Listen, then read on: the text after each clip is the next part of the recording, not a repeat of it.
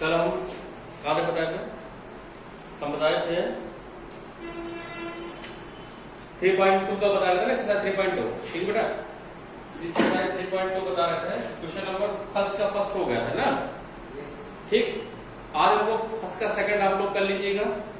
ठीक है, अब मैं सीधे बता रहा हूं कौन सा सेकंड बता रहा हूं। एक्सरसाइज 3.2 का कौन सा क्वेश्चन नंबर सेकंड। ठीक है बेटा, ध्यान समझिएगा पहले क्वेश्चन क्या है यार। ठीक है, इसमें दिया है,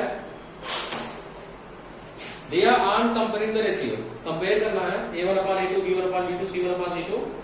कल मैंने इसका पूरा डिटेल आपको बताया था, कल पूरा डिटेल मैंने आपको बता दिया है। ठीक है, दिया on comparing the ratio A1 upon A2, B1 upon B2, C1 upon C2, find out whether the line representing the following pairs of linear equation, ये जो पेयर ऑफ लीनियर इक्वेशन है, intersecting at a point. Intersecting at a point कब होगा?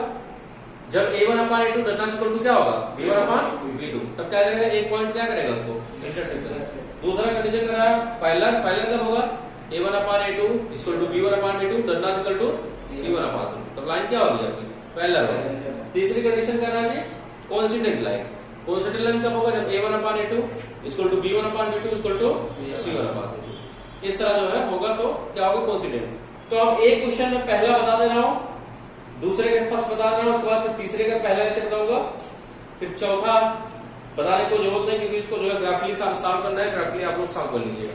ठीक है, देखो इसमें क्या दिया है, दूसरे का पहला, सेकंड का फर्स्ट। देखो इक्वेशन क्या दिया है, इक्वेशन दिया आपका बेटा 5x माइनस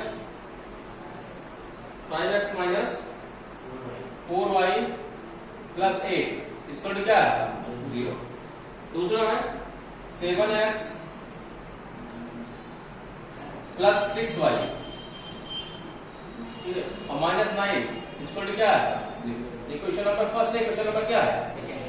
इसको तो सिर्फ कंपेयर करके आपको बताना। ठीक है बेटा, कंपेयर करके आपको बताना है। देखो मैंने बताया था दोनों पेयर ऑफ लीनियर इक्वेशन बताया था। पहला किससे कंपेयर करें? पहला करेंगे A1x plus B1y plus C1 इसको क्या लगा? 0। ये पहला इक्वेशन ये होता था। दूसरा क्या होता था आपका? A2x plus B2y plus C2 इसको क्या होता था? 0 तो था। क्यों? अब हम देखो, अगर हम कंपेयर करेंगे इसमें एक्स का ऑप्शन कितना? A1, यहाँ पे एक्स का ऑप्शन कितना है? 1। इसका मतलब A1 है, A2 आपका 7 है, ये आपका क्या है? B1 है, क्या आपका? B2, ये C1 है, क्या आपका? C2।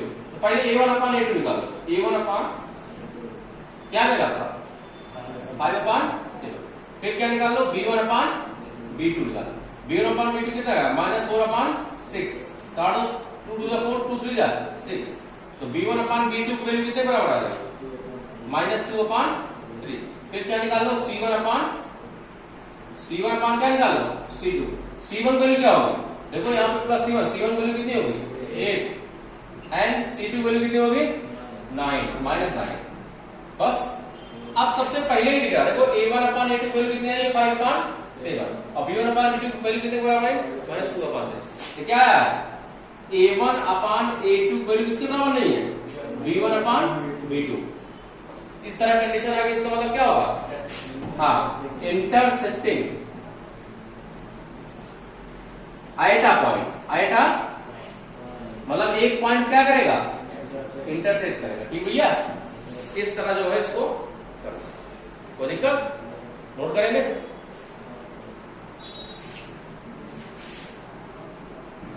देखो इसी तरह आप सेकंड का क्वेश्चन नंबर कौन सा लेंगे? सेकंड का question number second and third इस तरह हो जाएगा। अब बता नहीं रहे। अब आते हैं थर्ड पर, इसमें भी कंपेयर करना है। लिखा on comparing the ratios A1 upon A2, B1 upon B2 और C1 upon C2, find out whether the following pair of linear equation are constant और इनकांस्टेंट। भैया कांस्टेंट और इनकांस्टेंट कब होगा? जब यूनिक सोल्यूशन होगा। जब यूनिक सोल्यूशन होगा या इनफाइनाइटली मेनी सोल्यूशन होगा। यूनिक सोल्यूशन कब होगा? जब A1 अपॉन A2 वैल्यू किसके बराबर नहीं होगी? B1 अपॉन B2 के। B1 अपॉन टेबल, इसलिए मैंने जो है टेबल में मेंशन कर दिया था आप लोगों को। टेबल आप लोग जो है सही से क्या कर लीजिए, रीड कर लीजिए। तो टेबल अगर आप लोग रीड किए होंगे तो आपको सब कोई दिक्कत नहीं होगी। नहीं रीड किए होंगे तो हम उसके बारे में पूछा जाता है। चलो चलते हैं तीसरे के पास। तीसरे के पास देखो बेटा, तीसरे के पास क्या होता है, थोड़ा सा दिक्कत होगी। तीसरे का हम थर्ड बता रहे हैं, ठीक है। थर्ड का कौन सा होता है, थर्ड बता रहे हैं। फर्स्ट में कोई दिक्कत नहीं। थर्ड देखो क्या लिखा हुआ, पहले क्वेश्चन लिखा हुआ 3.2x प्लस 5/3y इसको लिखा है 7। दूसरा क्वेश्चन लिखा है 9x माइनस 10y इसको लिखा हुआ बेटा 14। क्वेश्चन नंबर फर्स्ट है, क्वेश्चन नंबर क्या है, सेकंड।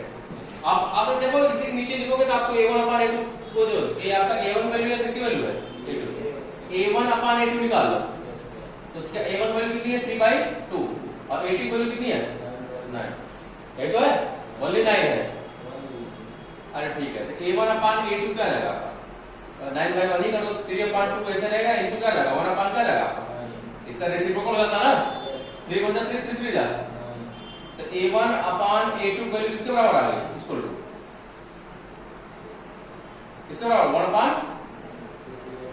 1/1 नहीं 3 2 कितना जाएगा 6, 1/, कितना जाएगा। चलो b1/b2 वैल्यू निकालो, b1/b2 b1/b2 b1 वैल्यू कितनी है बेटा 5/3 और b2 वैल्यू कितनी है -10/, क्या हो दिस इंप्लाइड है। इसको ऐसे करो 5 तो b1/b2 इक्वल कितना आएगा, b1/b2 इक्वल टू आ जाएगा 5/3 ऐसा रहेगा, क्या रहेगा 1/, क्या रहेगा -10, 5 1 5 5 2 जा 10। तो b1/b2 वैल्यू कितने बराबर आ जाएगा, b1/b2 इक्वल टू आ जाएगा 1/3 -6। देखो हमने कहा माइनस से कोई मतलब नहीं है, यहाँ पे 1/6 आया भाई, 1/6 आया, यहाँ पे -1/6 आया, नेगेटिव से कोई मतलब नहीं, रेशियो बराबर आ रहा है, कोई दिक्कत, रेशियो बराबर आ रहा है, रेशियो बराबर नहीं है, माइनस प्लस से मतलब नहीं, हमको रेशियो चेक करना है। अब c1/c2 निकालो, c1/c2 क्या है, c1 वैल्यू कितनी है 7 और c2 वैल्यू कितनी है 14, 7 1 7 7 2 जा, c1/c2 वैल्यू कितने बराबर आ गई। आप देखो भैया a1/a2 को आपने निकाला कितना है 1/6, b1/b2 निकाला 1/6, इसका मतलब क्या है a1/a2 इसको क्या है आपका b1/, लेकिन c1/c2 वैल्यू क्या आई 1/2 आ गई, कितनी आ गई 1/2, जो कि c1/c2 वैल्यू बराबर नहीं है। कोई दिक्कत क्यों, अरे भाई a1/a2 equal to b1/, does not equal to क्या है भाई, देखो a1/a2 वैल्यू कितना है 1/6 आया, देखो दिख रहा है ना, ये देखो हम इसको राउंड अप करते हैं, b1/b2 वैल्यू हमने कहा नेगेटिव कोई मतलब नहीं है, ठीक है। फिर c1/c2 वैल्यू देखो आई ना, तो देख रहे हैं a1/a2 जो वैल्यू है वो b1/b2 बराबर है, बट c1/c2 बराबर कौन सा आया इनकॉन्स्टेंट, क्योंकि नो सोल्यूशन आएगा इसमें, क्या आएगा भाई, अगर देखेंगे, अगर आप ग्राफिकली देखें तो पहला लाइन आएगा, जब दोनों पहला लाइन ज्वाइन करेंगे एक दूसरे लाइन दोनों टच नहीं करेंगे, जब टच ही नहीं करेंगे उसके पास कोई सोल्यूशन नहीं होगा। इसका मतलब इसके पास क्या आएगा, इसके पास आएगा नो सोल्यूशन, क्या आएगा सोल्यूशन कोई नहीं होगा, इसको बोलते हैं क्या बोलेंगे, ये क्या बन जाएगा इन कॉन्सिस्टेंट, जिसके पास सोल्यूशन नहीं होता उसको क्या बोलते हैं inconsistent pair of linear equation, pair of क्या भैया लीनियर इक्वेशन। एनी प्रॉब्लम ठीक है, बोलो मत। देखो नेक्स्ट देखो, अब आप लोग क्वेश्चन नंबर जो है 4 जो है, पहले इसमें कॉन्स्टेंट और कॉन्स्टेंट चेक करना है, कौन सा कॉन्स्टेंट है कौन सा इनकॉन्स्टेंट है। इसके बाद इफ कॉन्स्टेंट, अगर कॉन्स्टेंट होगा, अगर उसका सोल्यूशन निकलेगा, ऑब्टेन द सॉल्यूशन ग्राफिकली, इसका सोल्यूशन क्या फाइंड करना है ग्राफिकली। तो ग्राफिकली फाइंड करने के लिए आप लोग एक काम करिएगा, जैसे मैंने क्वेश्चन नंबर फर्स्ट बताया है ग्राफिकली, ठीक है, आप उसको सही से देखिएगा वीडियो और उसके बाद उसको आप करिएगा, जो नहीं आएगा आप हमसे पूछेंगे, ठीक है। अब मैं सीधे बता रहा हूं कौन सा क्वेश्चन, क्वेश्चन नंबर 5 ग्राफिकली आप लोग करिएगा, ठीक है। क्वेश्चन नंबर 5 क्योंकि फर्स्ट में मैंने हम बता चुके हैं, ये क्वेश्चन नंबर फर्स्ट का तो सोल्यूशन, ये क्वेश्चन नंबर सेकंड का, जिस पहले कॉन्स्टेंट से चेक करेंगे तब इसके बाद, ठीक है। क्वेश्चन नंबर कौन सा 5 क्वेश्चन नंबर 5 देखो, देखो भैया 5 क्या है, हाफ द पेरीमीटर, देखो भैया half the perimeter of A rectangular garden, half the perimeter of the rectangular garden whose length is 4 meter more than its breadth is 36 meter। पहले question number, half perimeter of rectangular garden कितना दिया है, half perimeter of rectangular garden, ठीक है, जिसका length, whose length ना दिया, whose length is 4 metre more than its breadth, जिसकी लेंथ जो है अपने पेड़ से कितना ज्यादा है, 4 मीटर, इज 36 मीटर, कितना दिया है। तो पहले दिया क्या है, गिवन में है हाफ पेरीमीटर, पेरीमीटर ऑफ कौन सा गार्डन दिया, rectangular garden, half perimeter of rectangular garden कितना दिया आपका, 36, ये दिया है 36 मीटर पेरीमीटर, हाफ उसका आधा पेरीमीटर।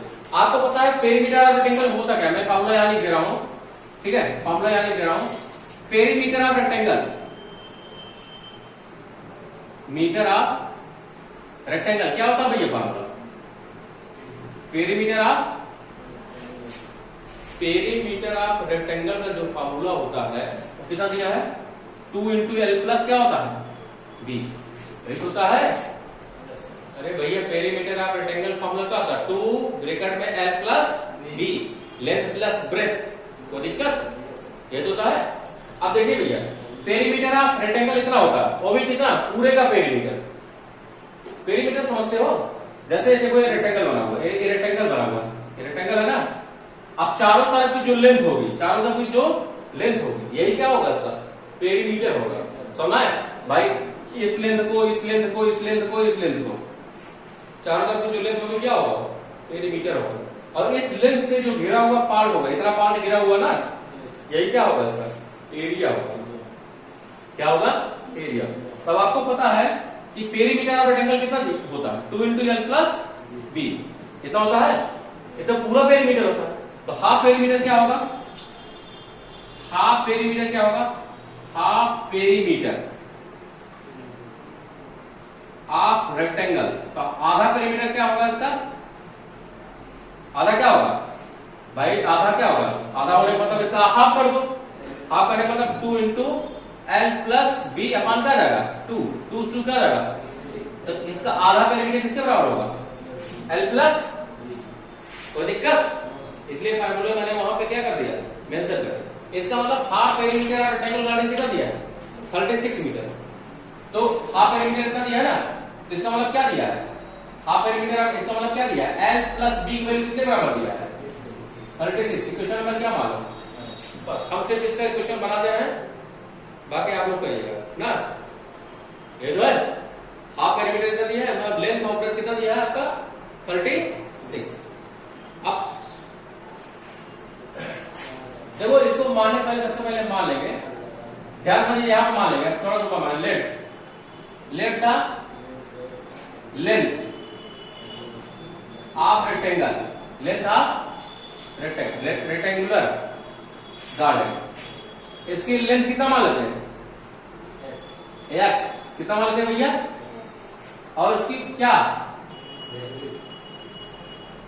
ब्रेथ कितना मान लेते हैं इसकी, वाई, कोई दिक्कत, हम लेंथ और ब्रेथ पहले मान लेते हैं, लेंथ कितनी रहेगी एक्स और ब्रेथ कितना रहेगा वाई, ठीक है। तो अब दिया क्या है, एक पहले शुरुआत में हम मान लिए, तो मान लेते हैं जो रेक्टेंगल की जो लेंथ होगी कितनी होगी, एक्स मीटर, और जो उसकी ब्रेथ होगी कितना होगी वाई मीटर। अब दिया क्या है, दिया है half perimeter of rectangular garden, half perimeter of rectangular garden whose length is 4 meter then its breadth is 36 meter, कितना है 36 मीटर। इसका मतलब half perimeter of rectangular garden कितना दिया है 36 मीटर, ये दिया है। तो half perimeter of rectangular garden क्या होगा, एल प्लस बी बराबर कितना दिया है 36। मैंने यहाँ फॉर्मूला लिख दिया हाफ पेरीमीटर का, हाफ पेरीमीटर ऑफ रेक्टेंगल क्या होगा एल प्लस बी, इसका मतलब एल प्लस बी वैल्यू कितने बराबर है 36। तो एल की वैल्यू कितने बराबर, लेंथ की वैल्यू कितने बराबर है एक्स, और ब्रेथ की वैल्यू कितने बराबर है 36। इस क्वेश्चन नंबर 1 इसको मानो, कोई दिक्कत है? अगेन आपकी देखो, फिर उसी क्वेश्चन में उसी लाइन में बोल रहा है, कह रहा है कि whose length is 4 metre more than its breadth है, जिसकी लेंथ जो है, लेंथ कितनी है, लेंथ कितनी है x अकॉर्डिंग टू क्वेश्चन, कह रहा whose length is 4 metre more than its breadth, जिसकी लेंथ जो है अपनी ब्रेथ से, उसकी ब्रेथ कितनी है भैया y, अपनी ब्रेथ से कितना ज्यादा है 4 मीटर ज्यादा है, तो ब्रेथ की तरफ 4 ऐड करें, दोनों क्या रहेगा आपस में बराबर। जैसे हमने कहा कि हमारी लंबाई तुमसे जो है 2 फीट जो है क्या है लंबी है, तुम्हारी तरफ 2 फीट ऐड कर देगा तो दोनों लंबाई क्या रहेगी, या तो हम दो तरफ अपने 2 फीट जो है अपनी तरफ सेपरेट कर ले, या तो 2 फीट क्या कर ले अपनी तरफ माइनस ऐड कर दे, होगा। अब देखो जैसे इसमें करा लेंथ जो है उसकी ब्रेथ से कितना मीटर ज्यादा है 4 मीटर, तो क्या बनेगा एक्स वाई इधर प्लस इधर आ गया तो इक्वल टू 4, इक्वेशन नंबर क्या आ जाएगा आपका। अब आप ग्राफिकल मेथड से वो क्या माइनस होगा 4 बस 4 यही रहेगा ना, ठीक है। अब आप इसको ग्राफिकल मेथड साथ कर लीजिएगा, बस इतना ही है, बाकी छठा और सातवां आप लोग कर सकते हैं अगर आपके पास तो दिमाग होगा तो।